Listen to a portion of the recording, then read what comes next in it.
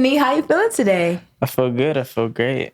I'm excited to talk. Yes. I'm so excited that you're excited to talk because I feel like I've seen you, I don't want to say seen you around. I hate saying it like that because if I'm on that platform all the time, so I've seen your name pop up many times with many different people. And then even yourself being on the charts and then bubbling up to where you're at now. But I've never spoken to you. Yeah. And I haven't known you. I know Joey, I know a lot of other artists that you collaborated with. But hey, you're here now and you're in New York. So excited for you to catch the vibes out here because it's a world, a whole new world out here. So welcome. Thank you. Welcome to New York. Welcome to Brooklyn. All right, Kanii, we're going to break the ice and just jump right on into it.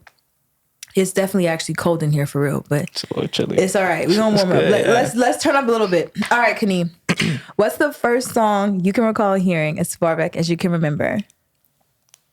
Okay. Dang. It's probably, this is crazy. It's probably Remember the Time by Michael Jackson.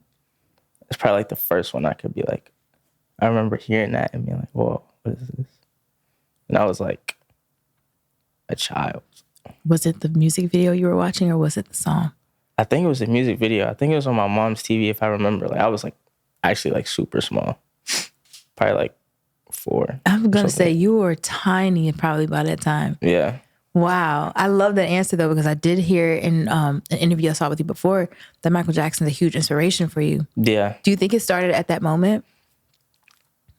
Yeah, maybe. Because actually, like, I know my granddad, he was super into like Motown. So I was hearing like the Jackson 5. Oh, yeah. Too. So it's like maybe before. But. And you saw Michael do his thing. Yeah. And then it was like. It's over with. Yeah. Wow. He's like the best. I love that answer.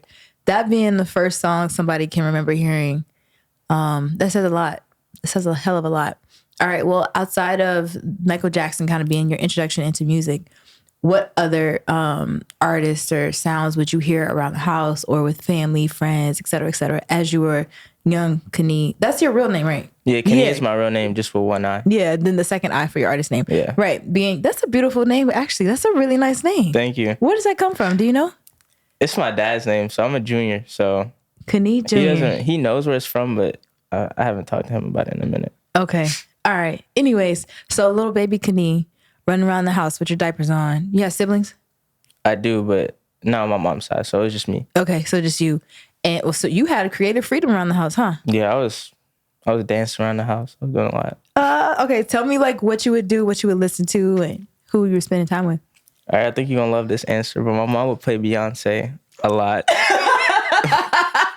She would play Beyonce a lot of Mary J. Blige, Anita Baker. Yes. You know what I'm saying? My mom would play like the oldies, Luther Vandross, and Michael Jackson. I would hear that a lot. And around the crib, I'd just be dancing, singing.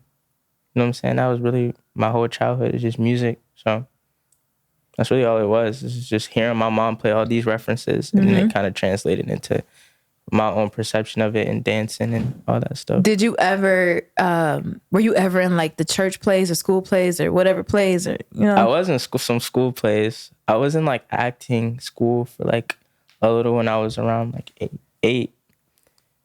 I was a really artistic child. Yeah. Like I was really involved in like the creative side of things. I wasn't really too high into my books in like school. I was so bad at school. It's horrible. So was it your choice to go to acting school or was it your mom's choice? It was a mix. Like my mom has seen a lot of the she just seen how I was as a kid. Like she just like this like I had so much energy and she's like I'm like into everything. So she was like I might as well try to like fuel that fire. So Absolutely. She put me in the programs and stuff. Shout out to moms for doing that. That's what I was getting at. I'm like, was she recognizing that you were a star already? And did she purposely feed you Michael Jackson as soon as she could to get you to where you're at now? Because I would have did the same thing too.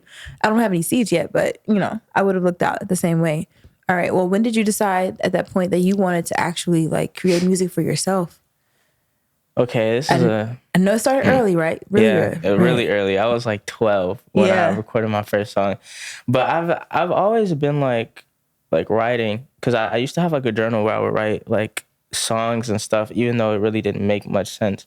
I would write in my book for a long time, and then once I got to the age where I had a phone and like I had access to the internet, like consistently, like it was like a thing of just like, yo, I might as well do this. Like X, X, he was like really big around the time where I was like becoming like a teenager. So I was like, yo, like what was the first song you heard of X from X? It was probably Look at Me. I feel like that was like my first one.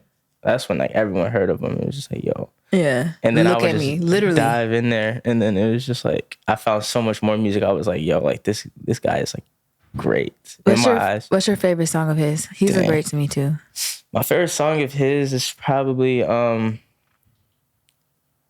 this is hard. I like Heart Eater a lot. That's a fire song. I forgot the name of the song. It's a song that was on his album that they put out after he passed away. It's called Skin. But it was a song where it was Jocelyn Flores, but it was like reversed. And he was rapping over it. I forgot the name of the song, but I really like that song a lot too. Sad is my favorite one of his. Sad is fire too, yeah. Sad is my favorite one. I listened to that song over and over and over and over and over and over and over and over again one time. And I was really sad actually. Yeah, and it didn't make me feel like, well, not that it didn't make me feel sad anymore. I just didn't feel lonely anymore listening to it. And not even what he was saying. It was just, was the atmosphere. The atmosphere, the energy of the song. Okay. But back to when you were 12 and you decided to do it yourself. Yeah. I was seeing him like really be on Instagram Live telling like kids like me, they're like, yo, like go ahead, chase whatever you want. Like don't let anyone tell you what to do. So I was like, yo, like I've been in this my whole life. I got a phone. I got like headphones. Like, wait, did I? Yeah. Actually, I had a computer. I had BandLab on my computer before it was like the worldwide, like everyone was using it. Wait, for real? Yeah. It before it had like auto-tune on it, like all the cool stuff that makes it good. Like I was on it when it was just like literally like a free like DAW where you could just sing in it. And how did you hear about it? I don't even remember. I think I probably like looked up, Googled it, free audio software to like record in. Yeah, how to make music. Yeah. And then I just recorded my first song on there. It's called, what was it called? So Long. That was actually I recorded a song called Rose on there first. That was my very first song. And then after that, I made a song called So Long, which I put on SoundCloud. And the first song on my SoundCloud is that song. It's still up there too. Yeah, It's still up there. I mean, people try to say it's good, but I know it's so bad. But yeah. It's funny how a lot of artists are always like, my first songs, I don't want to hear them or they're not that good. I mean, you're talking to people who don't even know what a DAW is. Yeah. Like we don't know it's not that good.